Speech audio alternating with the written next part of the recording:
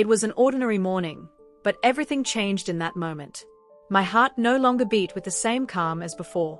He, with a serious expression I never imagined seeing on his face, looked into my eyes and said, "I need some space." I froze. "What do you mean, I need some space?" Everything seemed fine, or at least I thought it was. 1 year of marriage, a house built together, dreams shared. And now this? How could he say something so strange, so unexpected, so painful? I didn't know what to think. My mind became a mess, a mix of anger, confusion, and fear. He explained that he needed to reflect on us, on what we were living, but his words didn't make any sense. How could he doubt us after everything we've been through? How could he ask for space as if that were a solution? I found myself there, alone, with the weight of doubts and the feeling that something was slipping through my hands, something I couldn't control. And that's when silence took over everything. I spent the following days thinking about how everything had changed. Solitude became my companion, and the walls of our house, once a place of comfort and love, now seemed to trap me. Every corner brought memories of good times, and suddenly I found myself trying to understand what had gone wrong for him to ask for space. The worst part was not knowing how to react, how to deal with the pain that suddenly seemed unbearable. But then, something happened. The next day, he came back. And what he told me was more than I could have imagined. It wasn't what I expected. But was I ready to hear it? Was he truly regretful? Or was he just trying to go back to what was comfortable? To find out all of this, I need you to keep following this story until the end. If you've been through something like this, or if you simply want to know what happened, don't forget to like and subscribe, because the conclusion will surprise you. I remember it as if it were yesterday. The moment he turned to me, with the same calm expression as always, and said the words that still echo in my mind. I was standing in the kitchen, trying to prepare something quick for breakfast, as if it were just another ordinary day. But that day would not be ordinary. He sat at the table, and his gaze, something that had always been my refuge, was distant, as if he were already somewhere else. And it was in that heavy silence that he told me, "I don't love you anymore. I'm with another woman. She's more beautiful than you, and I am going after what makes me happy." The shock was so great that, for a second, the words didn't make sense. I stopped mid-movement, my hands still holding the cup of coffee, which began to tremble without me realizing it. It couldn't be, I thought. This couldn't be true. I looked at him, trying to understand, hoping he would laugh or say he was joking. But no. He was serious, so serious that he even seemed indifferent to the impact of those words on me. That sentence was like a punch in the stomach, like a cold blade cutting through all my certainties, all my dreams of a future together. The sense of abandonment was instant, but also a kind of emotional paralysis. I didn't know what to do, what to feel. I felt as if I had been transported to an unknown place, where the certainties I had about everything we lived disappeared. "She is more beautiful than you," he said, as if it were that simple. As if beauty were enough to destroy years of complicity, of moments we shared. I could only look at him in silence. I couldn't speak, couldn't scream, couldn't cry. What could be said after those words? What could I have done to avoid this? I tried to find some explanation, some excuse, something that made sense, but his words were hammering in my head, endlessly. I couldn't believe what I was hearing. After everything we went through, he simply decided to move on, with someone he thought was more beautiful? The pain of hearing that was indescribable. It was a pain that could not be rationalized. It was something visceral, something that reached the depths of the soul, and the worst part, he seemed so light. I know this must sound crazy to anyone on the outside, but what I wanted to know was, what would you do? How would you react if you were in my place? The pain is the same for all of us when what we built falls apart right in front of our eyes. I kept asking myself, over and over again, what I should have done, what I could have said to change it. Maybe I got lost somewhere. Or maybe he was the one who got lost for me. Tell me in the comments if you've ever gone through something like this, if you've ever felt invisible in such a cruel way. What would you do? I truly want to know. And it all happened so suddenly. As if, in a matter of minutes, my life had turned upside down. The man with whom I built a life, someone I shared so much with, was now saying I meant nothing to him anymore. Or, at least, not enough for him to make an effort. She is more beautiful than you. Those words repeated in my head, like an echo that wouldn't stop. I didn't know what to do, what to say. The only thing left was to retreat, to step away, and try to process all of it. Because at that moment, there was no more room for discussions, for explanations. He had already made his choice. And as much as I tried to fight against it, the only truth I could see was that he didn't love me anymore. The tears began to fall. Not because he was with another woman, not because he traded me for someone more beautiful, but because in that moment I realized he had been gone from me for a long time. The promises he made, the hopes I still held on to that he would come back to me, all of it crumbled in a second. I saw myself there, in that kitchen, completely alone, not knowing where to go or what to do. The love I thought existed, that I believed still existed, vanished. The pain of realizing he no longer cared was almost unbearable. I tried to understand what was happening. I tried to find some reason that justified that attitude, that cold decision. But I found none. And the worst part was that he didn't seem remorseful, didn't seem to care about the pain he was causing me. He just wanted to move on. And that was the cruelest part. It wasn't just the replacement by another woman. It wasn't just the feeling of being substituted, but his indifference. That indifference was what destroyed me the most. But what could I do? What could I say? The only thing left was to retreat, to step back and try to process it all. Because at that moment, there was no more space for discussions, for explanations. He had already made his choice. And no matter how much I tried to fight it, the only truth I could perceive was that he no longer loved me. When he left the room after that conversation, the silence that remained was heavier than his words. It felt as though the walls of the house had closed in on me, trapping me in an emptiness I couldn't escape. I sat down on the edge of the bed later that night, staring at the floor, unable to process how quickly my life had been overturned. I tried to find comfort in the familiar details of the house, the photos on the wall, the worn-out pillow on the couch, but everything seemed to mock me. Every corner whispered his absence. Every object reminded me of the life we had built together. And now, it all felt like ruins. In those first days, the loneliness became unbearable. I would wake up in the middle of the night, instinctively reaching for his side of the bed, only to find it cold and empty. That emptiness hurt more than anything else, because it reminded me that I had been replaced, discarded, and left behind without even the dignity of a farewell filled with emotion.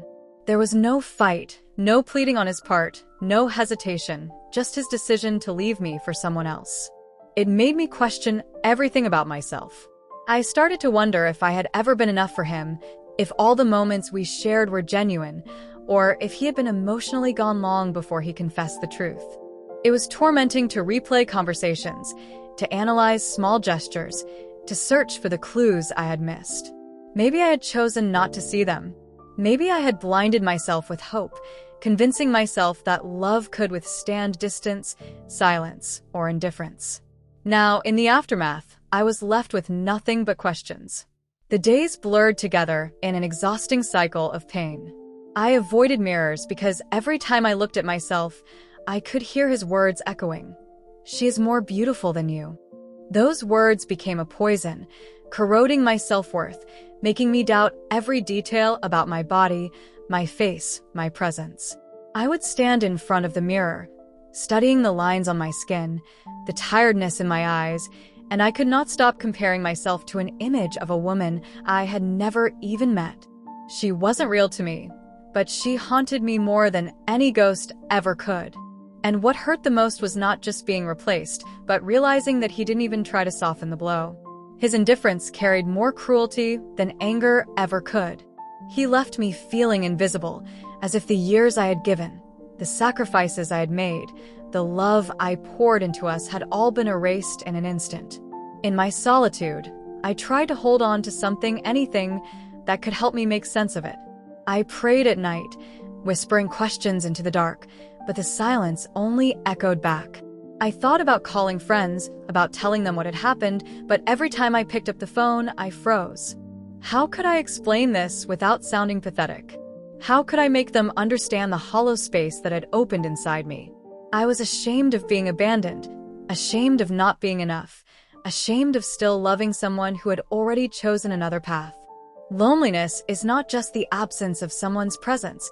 It is the realization that you no longer matter to them, that your existence no longer carries weight in their world. That realization destroyed me. I wandered through the house like a shadow, unable to eat, unable to sleep, waiting for a message that never came. My mind kept imagining him with her, smiling, talking, holding her hand. That vision burned me from the inside, and yet I couldn't stop tormenting myself with it. The loneliness was not only physical but emotional. It was the cruel reminder that I had been replaced in a space where I once thought I was irreplaceable. I realized that in the midst of despair, silence becomes the loudest companion. It screamed at me during the nights, it mocked me in the mornings, it suffocated me in the afternoons. Each hour felt endless, each moment an unbearable reminder of my isolation. The house that once sheltered our love had now turned into a grave of broken promises, and I was the ghost wandering through it. In the days that followed, I found myself trapped in a haze of confusion, trying to piece together a version of reality that made sense. It was as if everything I knew, everything I believed in, had been turned upside down, and I was left struggling to find the ground again. But slowly, and with great effort, I started to realize that the only way through the pain was to accept it. At first, acceptance felt like defeat. It felt like surrendering, like giving up on the last shred of hope that maybe, just maybe, he would change his mind. But every time I thought about the life we shared, every time I replayed his words in my head, I understood that there was no room for hope anymore. There was no room for what-ifs. I couldn't keep living in a space where he no longer existed, not in the way I had once known him. I could feel the shift within me, a subtle but undeniable change. It wasn't immediate and it wasn't easy. I spent countless nights crying myself to sleep, asking why. I would lie in bed staring at the ceiling, my heart aching with every breath, and the tears seemed endless. Yet as the days passed, I began to realize that this pain was part of the process. It wasn't a sign of weakness, but a sign of strength. I was finally allowing myself to feel the hurt, to let it flow through me, instead of trying to bury it under the layers of denial. The acceptance didn't come with an immediate sense of peace. It didn't come with a sudden realization that everything would be okay. No, it came quietly, with a deep understanding that this chapter was over, and no amount of wishing could rewrite it. There was something strangely freeing about that. It wasn't the kind of freedom that was accompanied by a sense of triumph, but the kind that arrived like a soft whisper in the back of my mind, telling me it was okay to move forward. I started to focus on the little things, the small moments that brought me comfort. The warmth of a cup of tea in the morning, the peaceful silence of the early hours before the world woke up, the quiet satisfaction of completing a task I had set out to do. These small moments were the building blocks of my healing. They didn't erase the pain, but they gave me a foundation to stand on. It felt like starting over, like rediscovering who I was without him. I wasn't just a wife anymore. I was someone who had been through something incredibly difficult and was still standing. I didn't know who I would become in the end, but I knew I couldn't keep holding on to a version of myself that no longer fit. It was painful to realize that I had become so entwined in him, in the us, that I had forgotten who I was on my own. And now, in this silence, in this space where he no longer had a place, I was beginning to rediscover myself. The woman who had once been lost in the idea of a perfect life was slowly starting to find her way back. I would never be the same. The person I was before this heartbreak would no longer exist. But I had to accept that. I had to embrace this new version of myself, the one who would rise from the ashes of everything I had once believed in. I knew there would still be moments of doubt, moments when the grief would feel too heavy to bear, but the important thing was that I was moving forward. I wasn't stuck in the past anymore. It wasn't easy. It was exhausting, emotionally draining, and at times, it felt like I would never truly be free of the hurt. But I knew that by accepting it, I was opening the door to healing. And in that healing, I would find the strength to move forward, even if I didn't know what the future would look like. I wasn't sure when it would happen, but I knew that one day, I would look back on this and realize that this was the moment I started to rebuild. For the first time in a long time, I felt a glimmer of hope for what might come next. And while it wasn't the hope of rekindling a lost love, it was the hope of finding my own path again. Healing is not a straight line. It doesn't happen in one swift motion, like a wound that magically disappears with time. Instead, it's messy, uneven, and often painful in ways I never anticipated. The days started blending together again, each one seemingly the same as the last, and for a while, I couldn't escape the sense of numbness. I would go through the motions, making meals, taking care of the house, pretending that everything was fine. But inside, it felt like I was living in a fog, struggling to breathe, to find my footing in a world that no longer felt familiar. The hardest part wasn't just the loneliness, it was the quiet realization that the life I had built was no longer mine. I had always believed that love was something you could rely on, something you could trust, but in the end, love turned out to be fragile, something that could shatter without warning. The love I had given, the time I had spent believing we were building something lasting, felt like a cruel joke. But the pain, no matter how sharp, started to change. It wasn't immediate, and it wasn't obvious at first, but over time, I could feel the grip of sorrow loosening. I started finding moments of peace again. Little moments that I could hold on to, like a walk in the park where the sun felt warm on my skin, or reading a book for the first time in weeks without feeling the weight of my sadness. Those moments were the first signs that healing was possible, even if it was slow. I began to reconnect with parts of myself that had been lost, my passions, my interests, the things that made me feel alive before him. I started spending time with friends again, even though it felt awkward at first. It felt like a long time since I had laughed with someone who wasn't him. But with every conversation, with every small connection, I began to remember who I was before him, before this pain took over. I began to feel like I was reclaiming pieces of myself that had been buried under the weight of his absence. And yet, as I moved forward, I couldn't help but think about how much I had changed in such a short time. I had been so sure of the future, so certain that we would grow old together, that I had neglected the most important person in my life, myself. I had gotten lost in the we, in the idea of our shared future, and in doing so, I had forgotten who I was. Now, as I stood on my own, I was learning to rebuild myself from the ground up. It wasn't easy. There were days when the sadness would return, when the emptiness would consume me, and I would find myself once again crying in the quiet of the night, unable to understand why things had turned out this way. But even in those moments, I reminded myself that I had survived the worst of it. I had made it through the revelation, through the unbearable silence, through the deep loneliness that threatened to swallow me whole. And now I was finding my way back. I wasn't the person I was before all of this, but I was becoming someone new. And somehow, that person was starting to feel like enough. Slowly, I was learning that healing didn't mean forgetting. It didn't mean pretending that the past hadn't happened. It simply meant finding a way to carry those memories with me without letting them define me. I wasn't perfect and I didn't have all the answers, but I was learning how to move forward with what I had, to build a life for myself that didn't depend on someone else's love to feel whole. The process was slow, but it was progress. And for the first time in a long time, I could see a glimmer of a future that was mine, one that didn't rely on a man who had chosen to walk away. It was mine to create, mine to shape. And that realization, however small, gave me a sense of peace I hadn't known in months. I was healing piece by piece. The days after I made the decision to forgive him were filled with mixed emotions. On one hand, there was a sense of relief, as though a heavy burden had been lifted off my shoulders. On the other, there was a quiet anxiety that lingered in the background, reminding me that forgiveness didn't erase the hurt or the fears that had been planted in my heart. It was a process, a long and painful one. Healing wasn't something that happened overnight. It was a slow and often frustrating journey. There were moments when I felt hopeful, moments when I believed that we could rebuild what had been broken. But there were also moments when the doubts crept back in, when I would question whether I had made the right decision, whether the pain was truly gone or just buried beneath the surface. We talked more.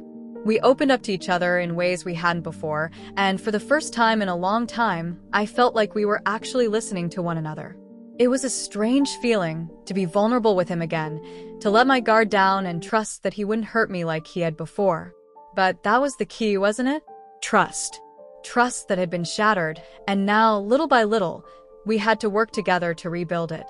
It wasn't easy. Sometimes, I found myself retreating into old habits, shutting down whenever things felt too intense, whenever the fear of being hurt resurfaced. He could sense it, and he would reach out to me, reminding me that we were in this together. I had to remind myself that trust didn't just come from him. It had to come from me, too. I had to trust myself, trust that I could make the right decisions, trust that I could open my heart again without losing myself in the process. The hardest part was facing the unknown. We didn't know what the future held, and that scared me more than anything. What if, in the end, we couldn't make it work? What if we tried and failed again? I had to fight that fear every day, reminding myself that it was okay to be uncertain, that love didn't promise perfection, only the willingness to keep trying. We didn't have all the answers, but we had each other, and that was something worth fighting for. There were days when the weight of the past felt heavy, when the mistakes we had made seemed too large to overcome. But there were also days when I looked at him, and I saw something in his eyes, something that made me believe that we were capable of rebuilding, of finding a way back to each other. It wasn't always about the grand gestures or the big promises.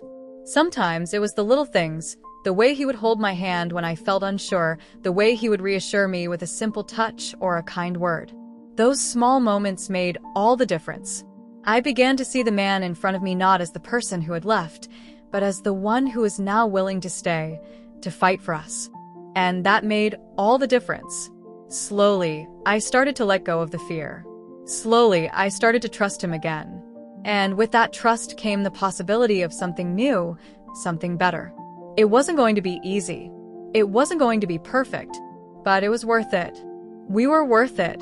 The process of healing was long, but with each passing day, I felt a little stronger. I felt a little more at peace. And even though I couldn't erase the pain of the past, I knew that I had the power to shape our future. And that was all that mattered.